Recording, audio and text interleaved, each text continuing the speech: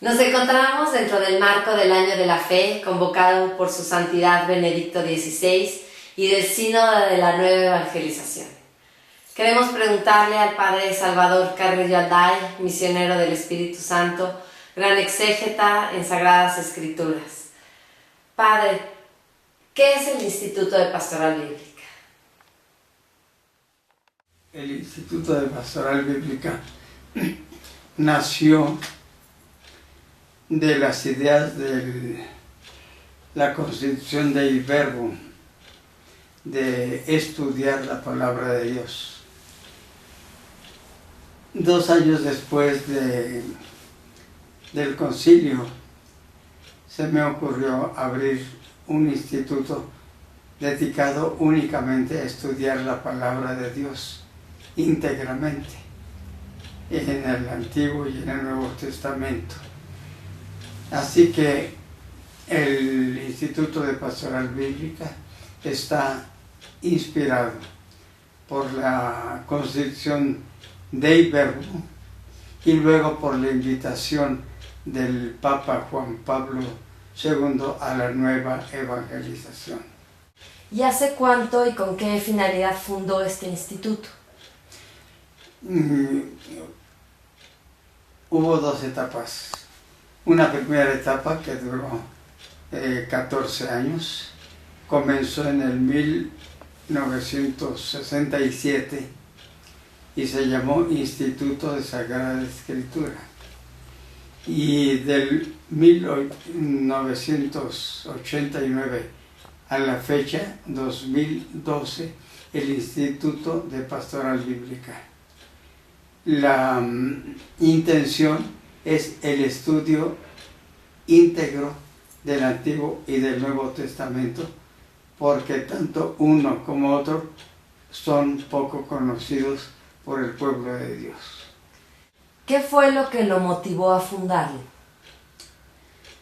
El deseo de dar a conocer a laicos directamente la Sagrada Escritura, no como cita de la Sagrada Escritura para afirmar tesis, sino directamente conocimiento de la palabra de Dios. ¿Por qué un instituto de Sagradas Escrituras y nada más? Justamente por eso, porque en todos los institutos de ciencias religiosas se estudia algo de Antiguo y de Nuevo Testamento, pero que yo conozca, no había un instituto fuera del de Roma y de Jerusalén que estuviera dedicado únicamente al estudio de la Biblia. ¿Y en qué consiste una enseñanza sistemática de las Sagradas Escrituras? Una enseñanza sistemática consiste en varias cosas, pero una realidad es que ordenadamente, pensadamente, se estudie por orden, con un sistema, tanto el Antiguo como el Nuevo Testamento, y en una interesante interacción para evitar el aburrimiento. ¿Y cuál sería el centro de la enseñanza bíblica? El centro de la enseñanza bíblica, como el centro mismo de la Biblia, es la persona de Jesús de Nazaret. Es el tema específico. Todo el Antiguo Testamento está enfocado a la persona de Jesús y todo el Nuevo Testamento es una secuencia de la doctrina y de la vida de Jesús. ¿Cuál es el programa del Instituto de Pastoral Bíblica y cómo se imparte? Hay un programa fundamental que consta de 12 o 13 temas. En la mitad, temas del Antiguo Testamento, en el centro, el tema central, Jesús, y luego otros temas en igual número, unos 6 del Nuevo Testamento. Pero el centro de la enseñanza es Jesús de Nazaret. De allí partimos para entender el Antiguo Testamento, y de ahí partimos también para comprender las consecuencias en el Nuevo Testamento. ¿Cuál es el método que se imparte en el Instituto de Pastoral Bíblica?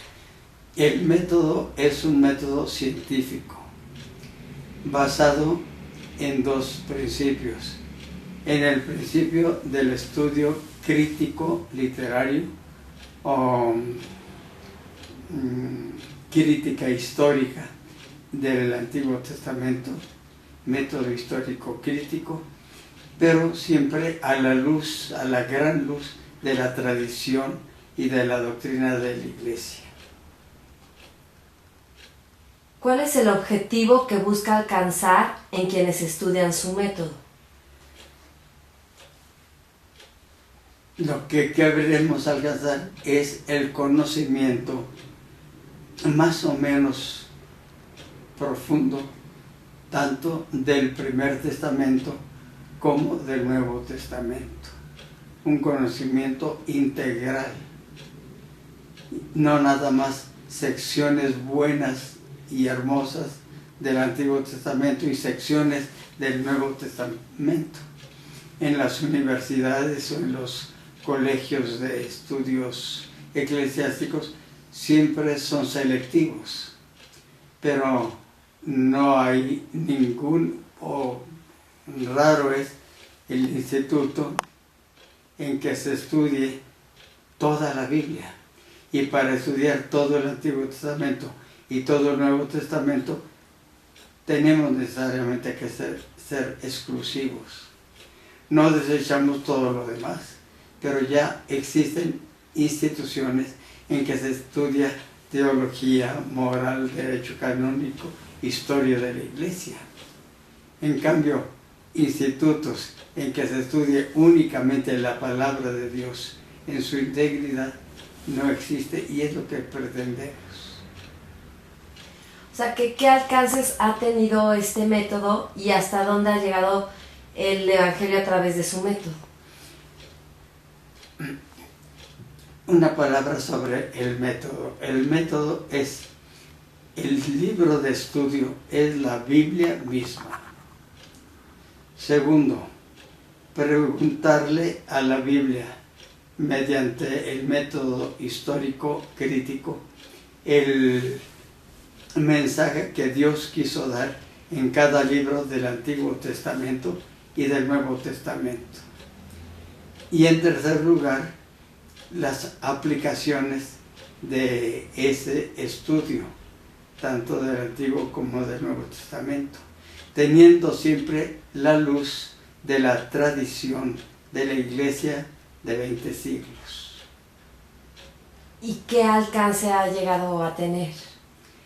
¿Qué alcance ha tenido este método? Pues desde luego llevamos en el Instituto de Pastoral Bíblica, llevamos ya 24 años trabajando. Antes de este instituto hubo uno que se llamaba Instituto de Sagrada Escritura, que duró 14 años. Así que 14 y 26 son 40 años de estudiar la Biblia con este método histórico crítico a la luz de la tradición. ¿Y hasta dónde ha llegado el Evangelio a través de este método? Desde luego se ha difundido en muchísimas parroquias de la diócesis de México, de los estados de esta misma nación, y también por medios nuevos de comunicación ha pasado a varios países del mundo. ¿Su instituto ha llegado a otros estados de la República Mexicana u otros países de América Latina entonces? Sí, y sí ha llegado a Colombia, a Brasil, a Argentina y a otros países, y del norte de los Estados Unidos, sobre todo en la zona de California y en la zona de Texas. pero también como se han puesto en estos medios nuevos de comunicación, que son el Internet y eso, ha llegado hasta China. Sí. En Cuba ha sido evangelizada durante bastante tiempo, enseñando tanto el Antiguo como el Nuevo Testamento, pero siempre partiendo del núcleo central llamado Jesús de Nazaret. Abarcado mucho.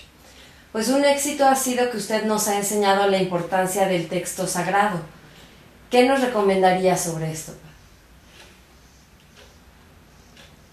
Seguir ese método. El libro de la gran revelación es el Antiguo Testamento y el Nuevo Testamento. Sería una pena perder este método del contacto directo con la Biblia, yéndonos a resúmenes o a libros ya hechos. El libro de texto es la Biblia misma, explicada por el maestro. Pues la verdad, padre, que usted ha utilizado siempre un lenguaje sencillo y concreto para explicar el texto, pero ¿cómo lo ha hecho? Pues dándome cuenta del lenguaje y dándome cuenta de cómo comprende la persona o no comprende la persona lo que se dice. Esta es una intuición psicológica particular. Y entonces no hay que acudir a los términos técnicos, suponerlos, de vez en cuando mencionarlos, pero fundamentalmente